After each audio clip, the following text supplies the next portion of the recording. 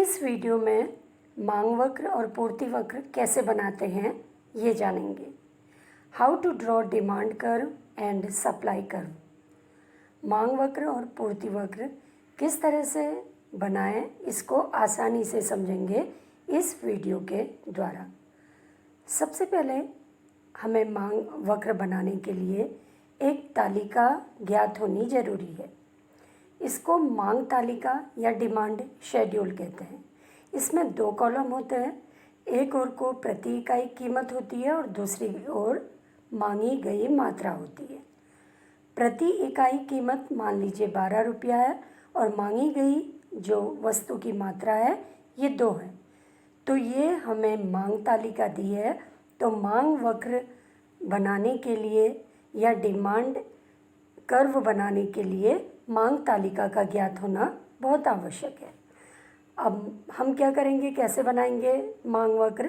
इसके लिए 2 सीधी लाइन एक दूसरे के परपेंडिकुलर या लंबवत खींचेंगे।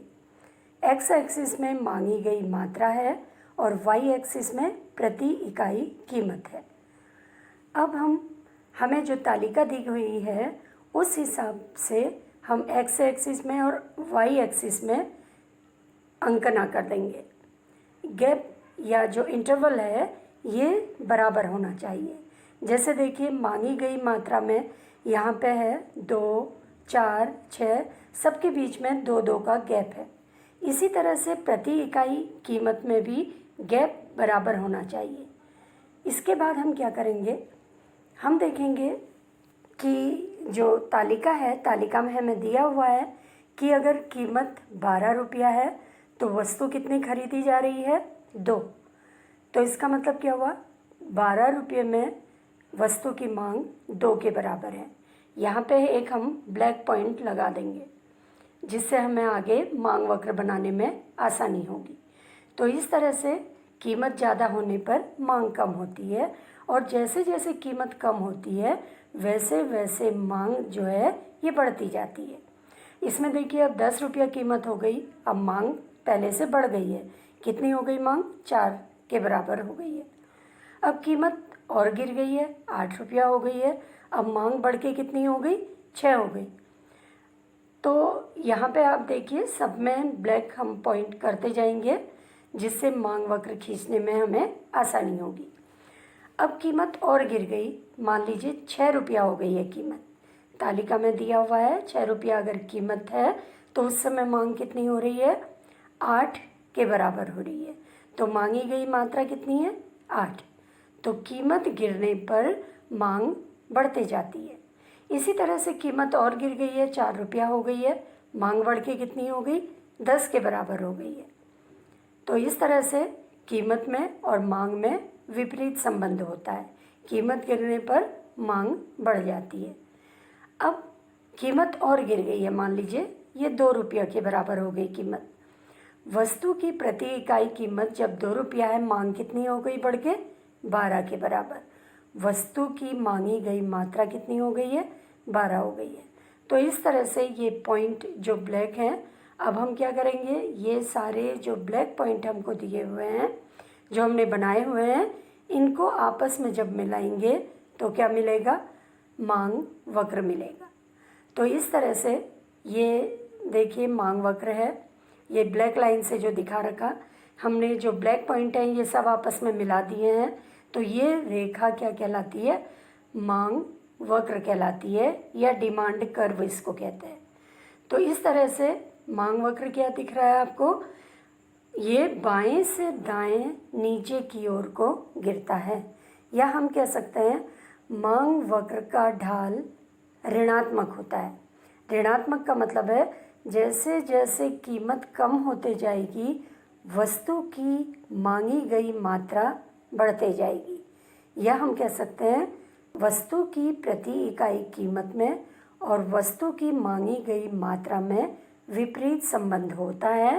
इसलिए मांग वक्र जो है ये हमेशा बाएं से दाएं नीचे की ओर को गिरता हुआ होता है, या हम कह सकते हैं मांग वक्र का ढाल जो है ये ऋणात्मक होता है।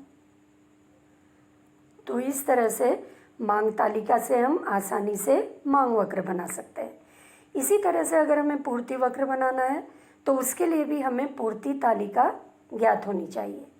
पूर्ति तालिका या सप्लाई शेड्यूल यहाँ पे दिया हुआ है। देखिए यहाँ पर प्रति इकाई कीमत दी हुई है और दूसरी कॉलम में पूर्ति मात्रा दे रखी है। अब इसमें क्या होता है, कीमत में और पूर्ति की मात्रा में सीधा संबंध होता है। कीमत कम है तो पूर्ति की मात्रा कम है, और अगर कीमत बढ़ते जाएगी विक्रेता पूर्ति ज़्यादा करते जाएगा, क्योंकि उसे लाभ तब मिलेगा जब वस्तु की कीमत ज़्यादा होगी। तो ज़्यादा कीमत पर विक्रेता वस्तु की ज़्यादा पूर्ति करेगा। अब पूर्ति वक्र बनाने के लिए हम दो सीधी लाइन एक दूसरे के परपेंडिकुलर या लंबवत खींचेंगे। एक्स एक्सिस में वस्तु की पूर्ति मात्रा लिखेंगे और वाई एक्सिस में प्रति इकाई कीमत लिखेंगे। अब इसके बाद देखिए जो हमें तालिका दी हुई है उस हिसाब से हम यहाँ पर अंकना कर देंगे। ये जो अंकना की गई है इसमें बीच में गैप बराबर है।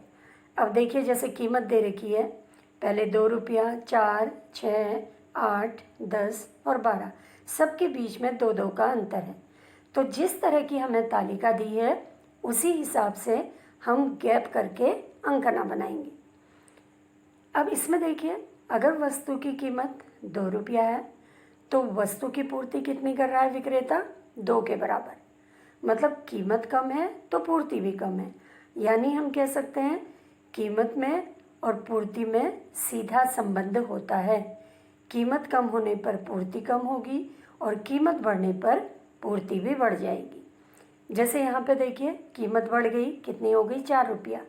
तो अब विक्रेता ज़्यादा वस्तु बेचेगा, कितनी, 4। तो कितनी पूर्ति कर रहा है वो, 4 के बराबर। इसका मतलब कीमत बढ़ गई तो वस्तु की पूर्ति भी ज़्यादा बढ़ गई है। इसी तरह से देखिए कीमत बढ़ के कितनी हो गई, 6 रुपया। तो वस्तु की पूर्ति भी बढ़ गई, कितनी, 6। अब हम यहाँ पर भी क्या करेंगे, ब्लैक पॉइंट बनाते जाएंगे जिससे हमें पूर्ति वक्र खींचने में आसानी होगी। कीमत बढ़कर 8 रुपया हो गई तो पूर्ति की मात्रा भी बढ़ गई, 8 हो गई है। तो इस तरह से कीमत में और पूर्ति में सीधा संबंध है। कीमत फिर बढ़ गई है 10 रुपया तो वस्तु की पूर्ति कितनी हो गई है, ये भी बढ़कर 10 हो गई है। इसी तरह से अगर कीमत और बढ़ जाती है, 12 रुपये के बराबर हो जाती है, तो वस्तु की जो पूर्ति है ये भी बढ़ जाएगी। इन सब में हम अगर ब्लैक पॉइंट बना देंगे तो उससे क्या होगा, हम इनको मिलाकर एक लाइन खींचेंगे। जो लाइन खींचेंगे ये क्या होगा, पूर्ति वक्र या सप्लाई कर्व इसको कहते हैं। सप्लाई कर्व या पूर्ति वक्र कहलाएगा। अब देखिए पूर्ति वक्र कैसा है, बाएं से दाएं ऊपर की ओर को उठता हुआ है। इसका मतलब क्या हुआ, वस्तु की प्रति इकाई कीमत और पूर्ति मात्रा में सीधा संबंध होता है। यानी कीमत कम है तो वस्तु की पूर्ति कम होगी, कीमत ज़्यादा है तो वस्तु की पूर्ति भी ज़्यादा होगी। तो इसका मतलब प्रति इकाई कीमत और वस्तु की जो पूर्ति मात्रा है इसमें सीधा संबंध है। क्योंकि विक्रेता क्या करेगा, जब वस्तु की कीमत ज़्यादा है वस्तु की पूर्ति ज़्यादा करेगा, ज़्यादा वस्तुएं बेचेगा, उससे वो ज़्यादा लाभ अर्जित करेगा। अगर कीमत कम है तो वस्तु की पूर्ति कम करेगा, यानी कम वस्तुएं बेचने को तैयार होगा, क्योंकि उस समय उसको लाभ कम मिलेगा।